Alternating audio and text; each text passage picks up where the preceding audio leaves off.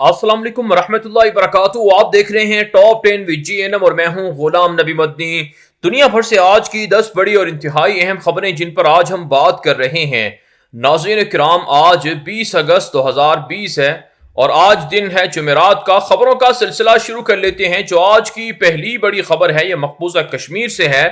नाज़रीन किराम, भारत ने मकबूजा कश्मीर से 10,000 फौजें और 100 के करीब मिलिट्री कंपनियों को वापस बुलाने का ऐलान कर दिया है। भारतीय फौज पर मुसलसल मुजाहिदीन के हमले बढ़ रहे हैं और भारत को चीन से भी लड़ाई का सामना है, नेपाल से भी सामना है।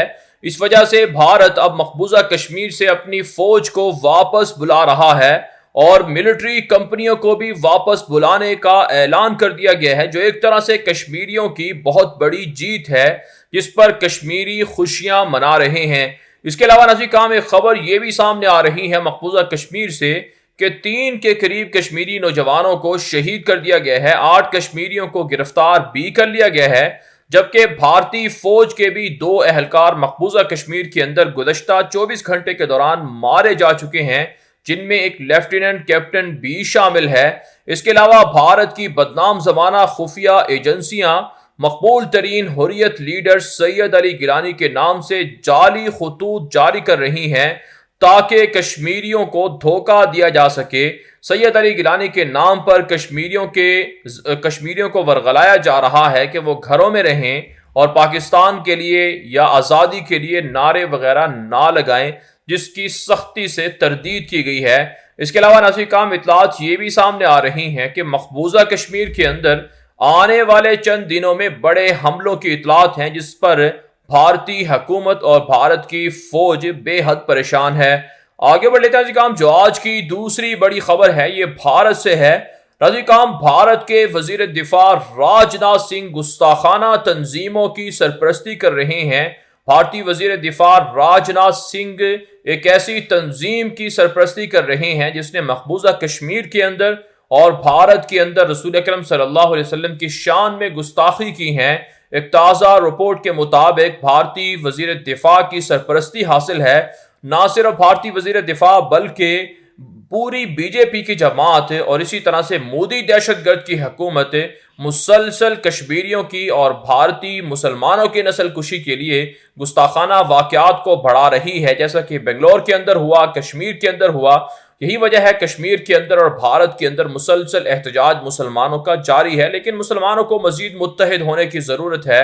हम आज से तकरीबन 1-1.5 हफ्ता पहले ही ये बात कह चुके हैं, इंकशाफ कर चुके हैं कि भारत के अंदर काले कवानीन के बाद अब मुसलमानों की नस्ल कुशी के लिए जो फ़िरका वाराना फसादात हैं या मजहबी बुनियादों पर मुसलमानों की नस्ल कुशी है उसे बढ़ाया जा रहा है। इसके अलावा नाज़रीन काम, भारत से खबर सामने ये भी आ रही है कि चीन और भारत के दरमियान इस वक्त हालात मजीद कशीदा हो चुके हैं। चीन ने जो भारत की एयर इंडिया कंपनी है, फिजाई कंपनी, उस पर पाबंदी भी लगा दी है, जबकि जदीद तरीन जंगी जहाज़ों को चाइना ने भारत के सरहद पर पहुंचा दिए है। ताज़ा तरीन सैटेलाइट तस्वीर भी इस हवाले से जारी हुई हैं। इसके अलावा नाज़रीन काम, नॉर्वे के अंदर भारतीय जासूस को भी गिरफ्तार किया गया है। इससे पहले भी यूरोप के अंदर रॉ के कई जासूस और एजेंट्स गिरफ्तार हो चुके हैं। आगे बढ़ लेते हैं काम। जो आज की तीसरी बड़ी खबर है ये लाइन ऑफ कंट्रोल पर भारत की जानिब से बिला इश्तियाल फायरिंग की गई है। जवाबी कार्रवाई के अंदर पाकिस्तान ने भारत की 3 चेक पोस्टें तबाह कर दी हैं और 4 के करीब भारतीय फौजियों के जख्मी होने की इतलात भी सामने आ रही हैं। 1800 से जायद बार अब तक भारत रवां साल सरहदी हदूद की खिलाफ वर्जी कर चुका है, लेकिन भारत को पाकिस्तान की जवाबी कार्रवाई में भारी नुकसान बर्दाश्त करना पड़ता है। इसके अलावा नाज़रीन काम, एक खबर यह भी सामने आ रही है कि भारत के वजीर खारजा जयशंकर ने अफगान हुकाम से राब्ता किया है ताकि अफगानिस्तान के अंदर पाक फौज के गुमनाम हीरोज के ऑपरेशन के अंदर जो रॉ एजेंटों के और उनकी तरबियत गाहों को तबाह किया जा रहा है उस हवाले से मदद फराहम की जाए। आप जानते हैं अफगानिस्तान के अंदर पाकिस्तान ने भारत के किरदार को हमेशा के लिए ख़त्म कर दिया है और इस वक्त भी अफगानिस्तान के अंदर भारत के खुफिया ठिकानों पर हमले जारी हैं और भारत की सरमायाकारी भी अफगानिस्तान के अंदर डूब चुकी है। आगे बढ़ लेते हैं काम। जो आज की चौथी बड़ी खबर है ये पाकिस्तान के आर्मी चीफ जनरल कमर जवेद बाजवा ने दौरा सऊदी अरब किया था, जिस पर भारतीय प्रोपेगेंडा जारी किया गया। भारतीय प्रोपेगेंडा ताहाल भी जारी है। اس میں یہ کہا جا رہا ہے کہ جنرل باجوہ سے سعودی ولی عہد محمد بن سلمان نے ملاقات نہیں کی ہے، جو ایک طرح سے پاکستان کو مسترد کر دیا گیا ہے۔ حالانکہ ناظرین کرام، حقائق یہ ہیں کہ سعودی ولی عہد محمد بن سلمان گزشتہ 5 ماہ سے بیرونی دنیا کے کسی بھی عہدیدار سے ملاقات نہیں کر رہے ہیں۔ انہوں نے اپنے آپ کو محدود کر رکھا ہے کورونا وائرس کی وجہ سے، اور وہ کسی بھی غیر ملکی مہمان سے ملاقات نہیں کر رہے ہیں، بلکہ پچھلے ماہ ناظرین کرام جو امریکہ کی فوج کے سربراہ ہیں، انہوں نے دورہ کیا تھا سعودی عرب کا، ان سے بھی سعودی ولی عہد نے ملاقات نہیں کی تھی، بلکہ ان کے جو نائب ہیں، جو ان کے بھائی ہیں چھوٹے، خالد بن سلمان، انہوں نے ملاقات کی تھی۔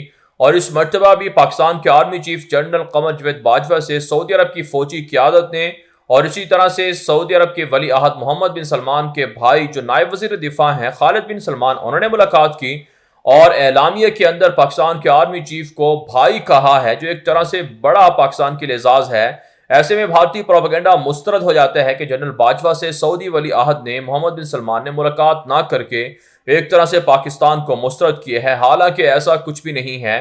بھارتی میڈیا اس سے پہلے بھی پاکستان کے خلاف غلیظ پروپیگنڈا کرتا رہتا ہے، لیکن سعودی عرب اور پاکستان کے تعلقات بہتر ہیں اور بہتر رہیں گے، اور مزید بھی مستحکم ہو رہے ہیں۔ اور سعودی عرب کی جانب سے جو کل ایک بیان جاری کیا گیا کہ وہ اسرائیل کو تسلیم نہ کریں گے پاکستان کے بعد، یہ ایک طرح سے دونوں ممالک کے درمیان باہمی مفاہمت کا نتیجہ ہے۔ آگے بڑھ لیتے ہیں جو آج کی 5ویں بڑی خبر ہے، یہ افغانستان سے ہے۔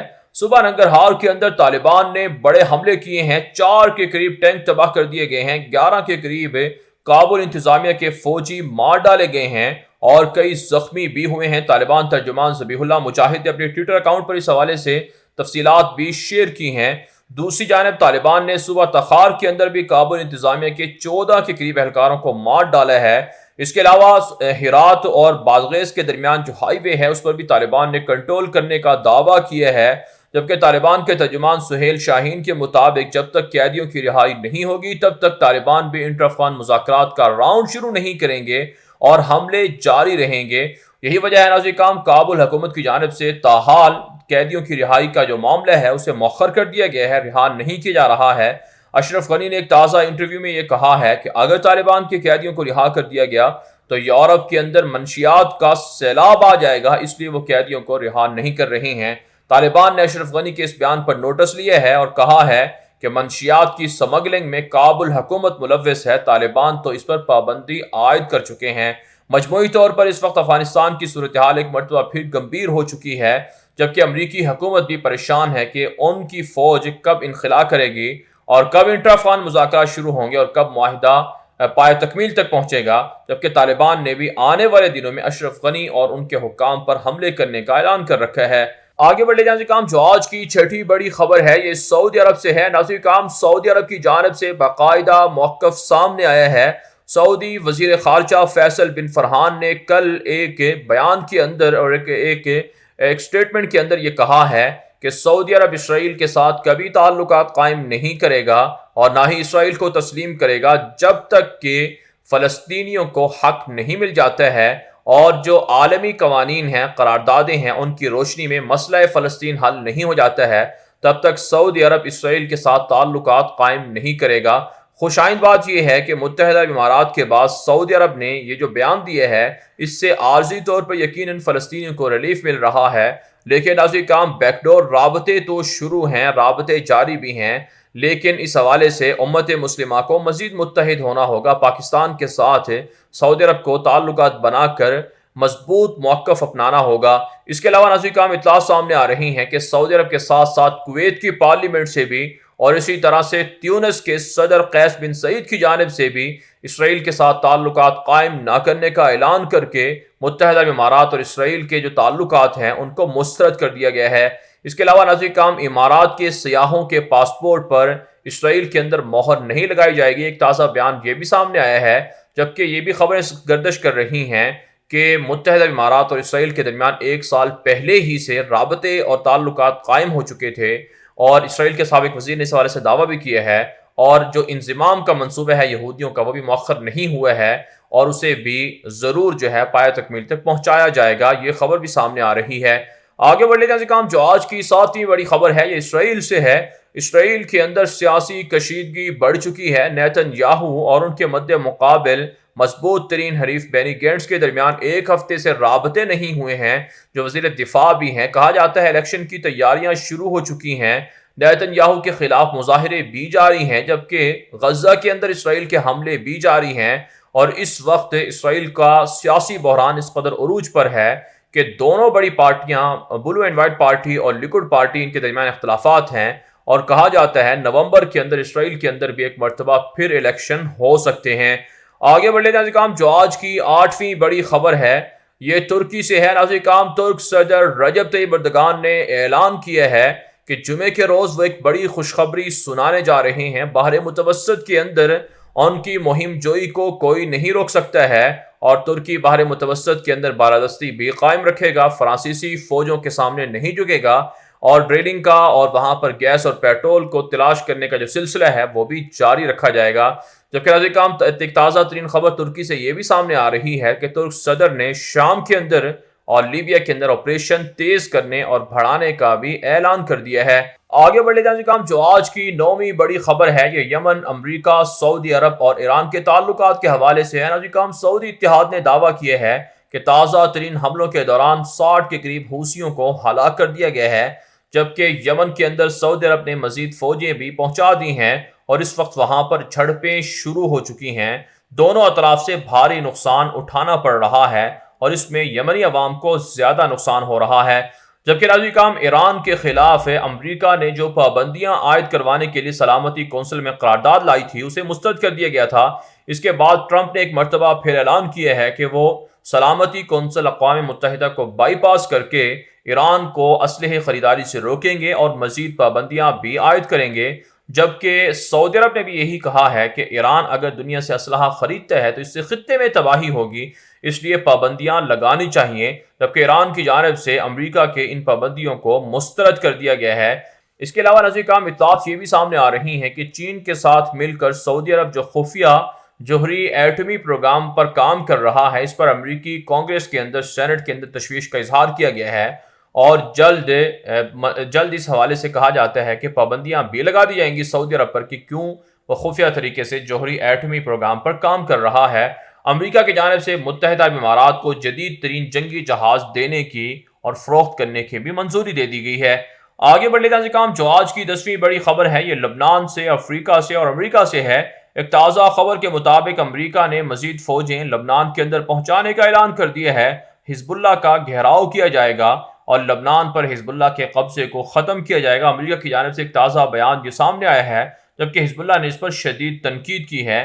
دوسری جانب کام افریقہ کے مشہور ملک مالی کے اندر گزشتہ روز فوجی بغاوت ہوئی تھی، فوجی حکومت قائم بھی ہو چکی ہے، جبکہ افریقی یونین نے مالی کی رکنیت کو ختم کر دیا ہے، اور کہا جاتا ہے اقوام متحدہ میں بھی شدید اس پر تشویش کا اظہار کیا گیا ہے کہ کس طرح سے فوج نے بغاوت کر کے اقتدار پر قبضہ کر لیا ہے۔ اس کے علاوہ کام افریقی ملک سوڈان جو مسلمان ملک ہے وہاں پر گزشتہ روز اسرائیل سے تعلقات کے حوالے سے بیان سامنے آیا تھا، جس پر وزارت خارجہ کے ترجمان کو ہٹا دیا گیا ہے، اور سوڈان کے عوام احتجاجی مظاہرے بھی کر رہے ہیں۔ جبکہ کام اطلاعات سامنے آ رہی ہیں کہ امریکہ کے اندر صدارتی انتخابات سے پہلے ایک دوسرے پر تنقید کا سلسلہ جاری ہے، اور سابق امریکی صدر اوباما نے ٹرمپ کو ابھی تک ایک طرح سے الیکشن کے لیے یا اقتدار کے لیے نااہل قرار دیا ہے، جبکہ کیلیفورنیا کے اندر آگ لگنے سے 1 لاکھ سے زائد امریکی شہری در بدر بھی ہو چکے ہیں۔ بہرحال کام دنیا بھر سے تھی آج کی 10 بڑی خبریں۔ ان خبروں کے حوالے سے آپ کی کیا رائے ہے؟ اپنی رائے کامنٹ کے ذریعے سے ضرور ہم تک پہنچائیں۔ مزید خبروں کے لیے آپ ہمارے ٹویٹر اکاؤنٹس دنیا میرے آگے اور غلام نبی مدنی فالو کر سکتے ہیں۔ آج کے لیے اتنا ہی، اجازت دیجیے، اللہ حافظ۔